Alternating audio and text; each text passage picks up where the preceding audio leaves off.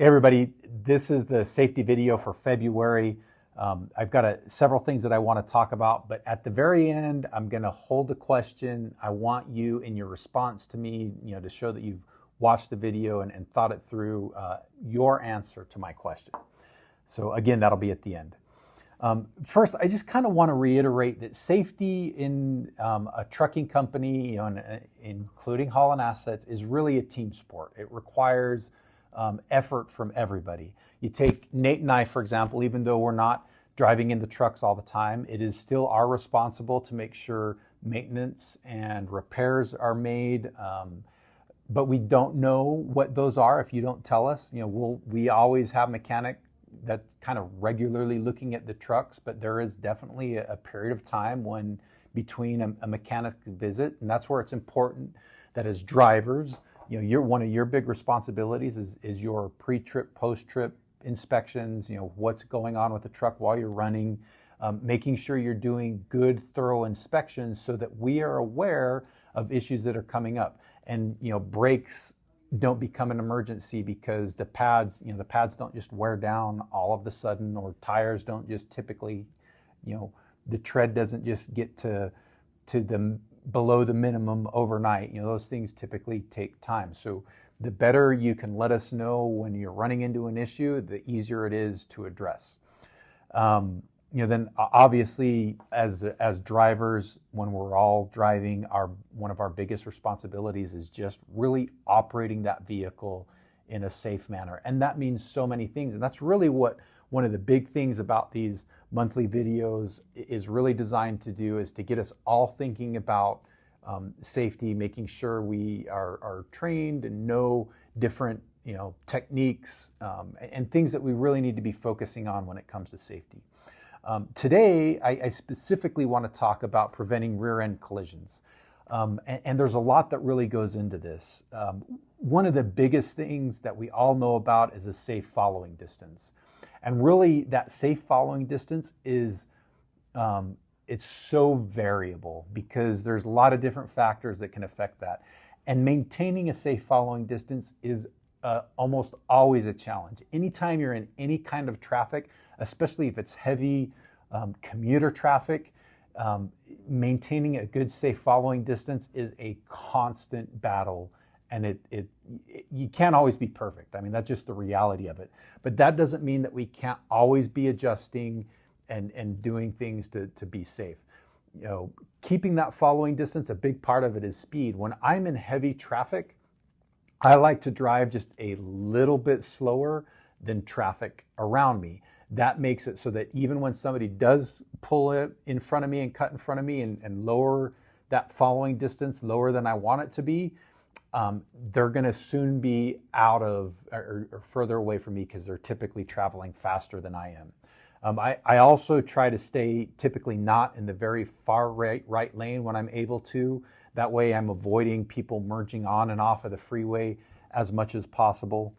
The rule that I like to follow is, for the safe following distance really just is determined by how quickly your truck and trailer, you are able to stop the truck and trailer. And that varies as well. It's dependent on road conditions. It depends on what speed you're traveling at. I think of all the rules of thumb that I've heard, the best rule of thumb that I've liked is a minimum of 6-second following distance. But then when there are additional hazards like weather or a construction zone, for each one of those hazards, you add an additional second on top of that. In most situations, if you're following that rule, you're going to be safe. There are maybe situations where the weather is bad enough that you need even more than that. So just kind of always keep that. Another thing that I think is a really good thing to do to avoid rear-end collisions is just always have an exit plan.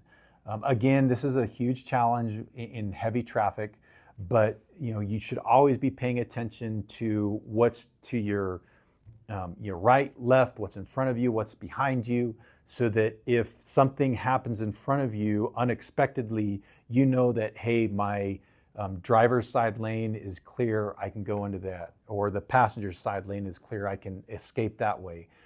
That's one of the biggest reasons that we're constantly checking our mirrors so we know what's in our blind spot, what is to the right or left of the truck. That way that, if there is an emergency, we've got a place we can escape to. What are some additional things that you think of that you do when it comes to rear end collisions?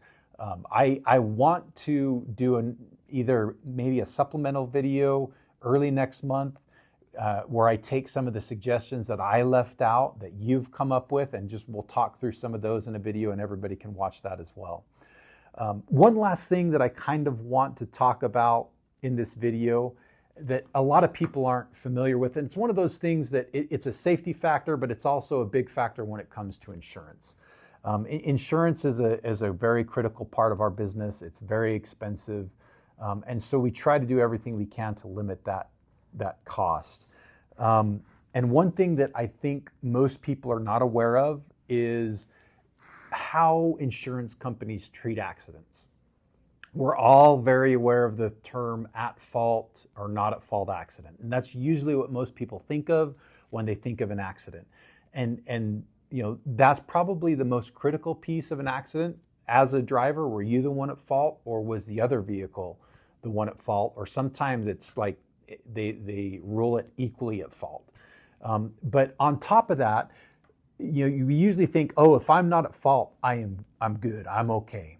Well, that's not always the case. You may legally be okay, but when it comes to insurance, they look at an additional layer on top of that. They also look at, was the accident preventable or not preventable? Because there are lots of situations where you may not be at fault for the accident, but the insurance company is going to deem that accident as preventable, which then kind of affects us as a company, and it affects insurance. And so I want you to be aware of that and kind of think through that as you're thinking about how you can be more safe. I want to give an example too. So when you're driving down the road, let's say traffic is merging in front of you, and you're just driving, holding your lane, not doing anything wrong, and all of a sudden one vehicle cuts into you last minute and clips the front of the vehicle. That may very well be deemed or ruled as you're not at fault, they're at fault. But a police officer or an insurance company can look at it and say, you know what, there was sufficient time. You could have slammed on your brakes and avoided that accident, so they're going to deem that as a preventable accident. That's just one example of many things that can happen where even though you may not be at fault, they may deem the accident as preventable, and that kind of hurts all of us a little bit. Again, appreciate you taking the time to watch the video.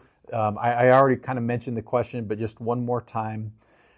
What are some of the things that you do to avoid rear end type collisions? Thanks for all you do.